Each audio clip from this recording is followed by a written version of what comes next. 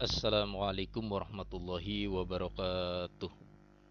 Bagaimana kabarnya anak-anak? Semoga kalian selalu dalam lindungan Allah Subhanahu wa taala dan selalu diberikan kesehatan oleh beliau. Amin amin ya rabbal alamin.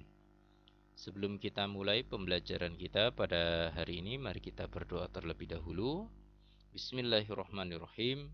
Raditu billahi robba wa bil islami dina wa bi muhammadin nabiyya wa rasula rabbi zidni ilma warzuqni fahma bi rahmatika ya arhamar rahimin.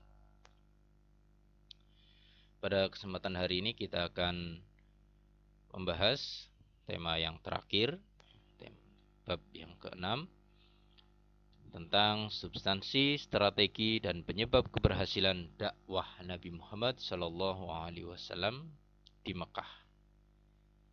Next, kebiasaan masyarakat jahiliyah.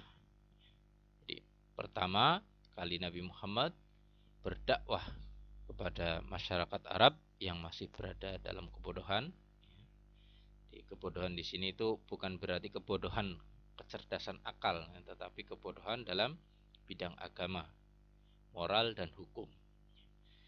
Jadi dalam bidang agama umumnya itu masyarakat Arab itu sudah menyimpang jauh dari ajaran tauhid yang telah diajarkan oleh para rasul terdahulu seperti Nabi Ibrahim alaihissalam, Nabi Isa dan lain sebagainya.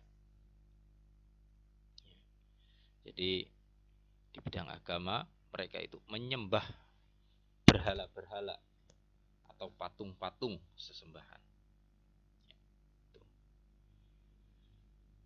Next, dalam bidang moral masyarakat jahiliyah Arab ini telah menempuh cara-cara yang sesat.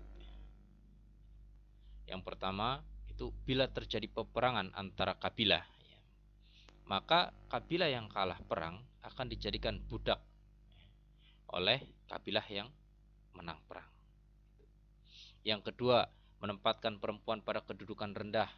Dalam masyarakat Arab itu perempuan tidak boleh mewarisi harta peninggalan suaminya, ayahnya, atau yang lain.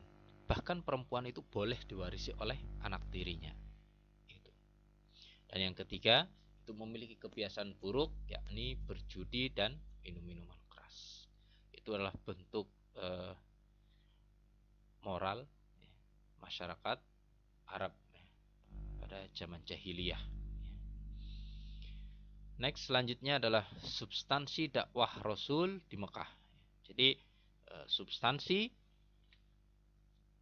dakwah Rasulullah di kota Mekah, yakni yang pertama adalah keesaan Allah Subhanahu wa taala. Jadi mengajak umat Islam itu bahwa pencipta dan pemelihara alam semesta adalah Allah. Tuhan kita adalah Allah yang Maha Esa, yang satu. Jadi tidak ada Tuhan yang lain. Gitu. Tidak ada Tuhan Bapa, Tuhan Ayah, bukan patung ini sebagai Tuhan dan lain sebagainya.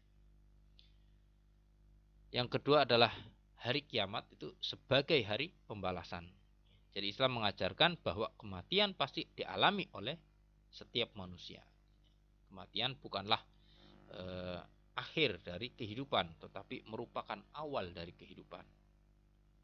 Karena setelah kematian adalah kehidupan di alam kubur dan alam akhirat. Yang ketiga adalah kesucian jiwa. Jadi Islam menyuruhkan bahwa umat manusia agar senantiasa berusaha mensucikan jiwa dan melarang keras untuk mengotorinya. Seseorang dianggap suci jiwanya apabila selama hidupnya itu senantiasa beriman dan bertakwa kepada Allah Subhanahu wa taala. Atau meninggalkan segala sesuatu dari perbuatan dosa atau perbuatan yang kotor. Dan yang keempat adalah persaudaraan dan persatuan. Jadi persaudaraan mempunyai hubungan yang erat dengan persatuannya. Bahkan persaudaraan itu landasan bagi terwujudnya persatuan. Jadi Islam mengajarkan bahwa sesama orang yang beriman itu adalah bersaudara.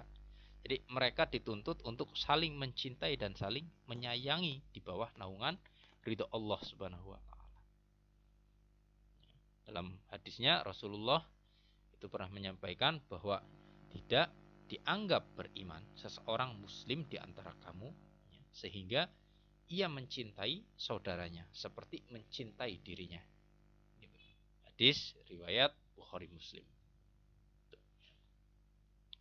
Next, selanjutnya strategi dakwah Rasulullah. Strategi yang pertama yang digunakan adalah dakwah secara bersembunyi-sembunyi.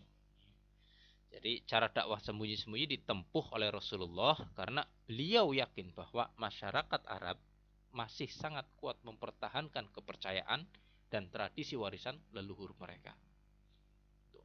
Dalam berdakwah secara sembunyi-sembunyi Rasulullah menyeru untuk masuk Islam terhadap orang-orang yang berada di lingkungan rumah tangga sendiri dan kerabat serta sahabat dekatnya.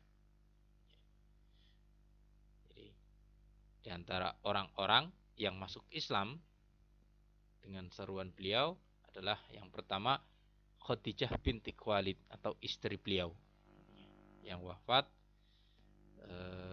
di tahun 10 dari kenabian Rasulullah. Yang kedua adalah Ali bin Abi Thalib, sepupu beliau, yang waktu itu masih berumur 10 tahun. Selanjutnya adalah Sa'id bin Harisah, anak angkat beliau. Abu Bakar As-Siddiq, sahabat dekat Rasul. Dan yang terakhir adalah Ummu Aiman, pengasuh Rasulullah Sallallahu Alaihi Wasallam. Itu adalah orang-orang yang masuk Islam dengan seruan beliau, dengan dakwah secara sembunyi-sembunyi. Next, selanjutnya adalah dakwahnya Abu Bakar As-Siddiq.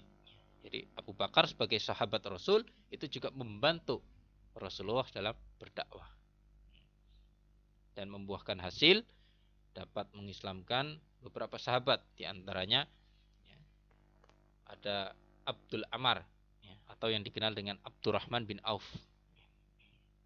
Yang kedua adalah Abu Ubaidah bin Jarrah. Yang ketiga Utsman bin Affan. Yang keempat Zubair bin Awam. Yang kelima Sa'ad bin Abi Waqqas. Dan yang terakhir adalah Talhah bin Ubaidillah. Itu adalah sahabat-sahabat yang masuk Islam atas dakwahnya Abu Bakar As-Siddiq. Gitu. Next, selanjutnya dakwahnya Rasul secara terang-terangan. Jadi dakwah secara terang-terangan ini dimulai dari tahun keempat kenabian, yakni setelah turun wahyu Allah yang berisi perintah agar dakwah dilakukan secara terang-terangan. A'udzubillahi minasyaitonirrajim. Bismillahirrahmanirrahim.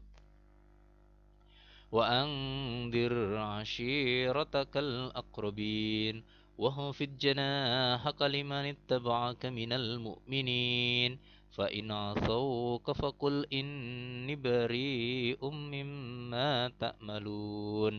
Yang artinya, dan berilah peringatan kepada kerabat-kerabatmu yang terdekat dan rendahkanlah dirimu terhadap orang-orang yang mengikutimu, yaitu orang-orang yang beriman. Jika mereka mendurhakaimu, maka katakanlah, sesungguhnya aku tidak bertanggung jawab terhadap apa yang kamu kerjakan. Quran surat Asy-Syura ayat 214 sampai 216.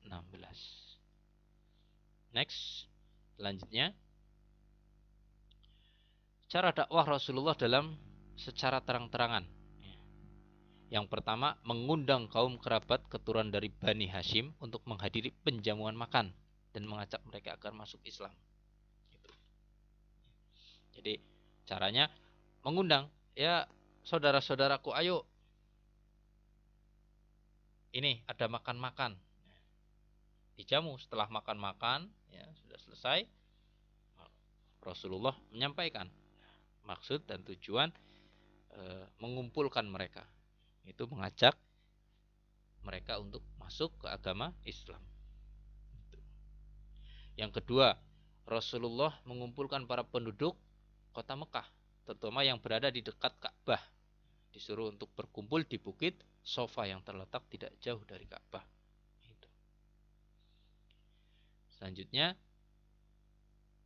Rasulullah menyampaikan seruan dakwah kepada para penduduk di luar kota Mekah.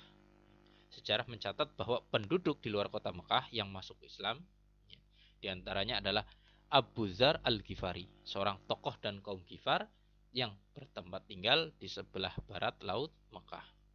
Menyatakan masuk Islam itu diikuti oleh kaumnya. Yang kedua, Tufail bin Amr Ad-Dausi, seorang penyair terpandang dari kaum Daus yang bertempat tinggal di wilayah barat kota Mekah, menyatakan masuk Islam diikuti oleh keluarganya. Dan yang ketiga adalah dakwah Rasul terhadap penduduk Yasrib, Madinah, yang datang ke Mekah untuk berziarah. Ini sangat berhasil. Itu adalah cara dakwahnya Rasulullah Shallallahu Alaihi Wasallam secara terang-terangan. Next, selanjutnya faktor-faktor yang mempengaruhi keberhasilan dakwah Rasul. Ini terbagi menjadi dua, ada faktor internal dan faktor eksternal. Faktor internalnya yang pertama adalah sebagai utusan Allah.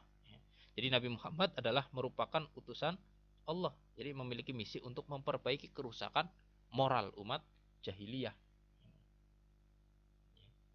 Jadi dengan faktor ini misi Rasulullah pasti berhasil, walaupun harus menghadapi banyak tantangan. Karena semua skenario itu berada di tangan Allah Subhanahu wa ta'ala.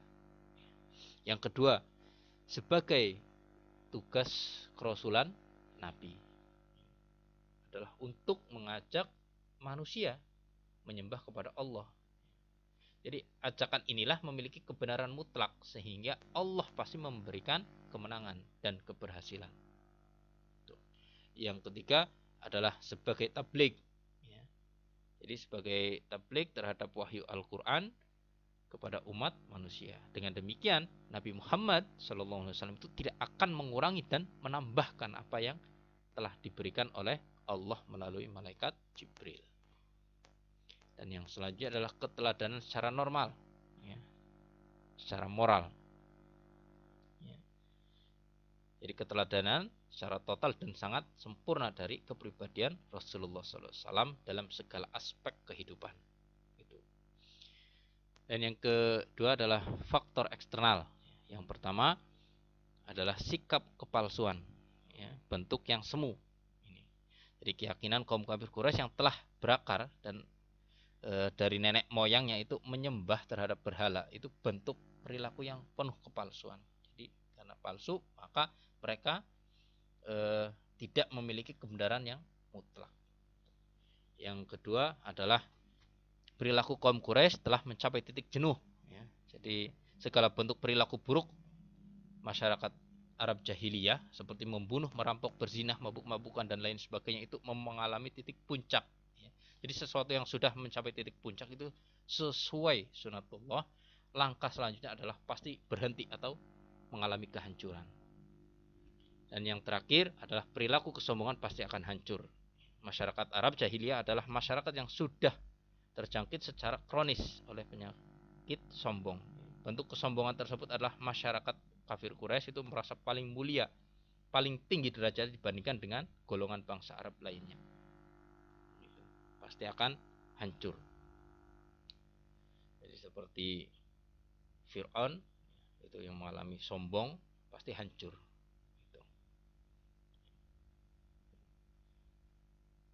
Seperti ayat Al-Quran pada Quran surat Al-Isra ayat 37 yang artinya, dan janganlah kamu berjalan di muka bumi ini dengan sombong, karena sesungguhnya kamu sekali-kali tidak dapat menembus bumi dan sesekali kamu tidak akan sampai setinggi gunung.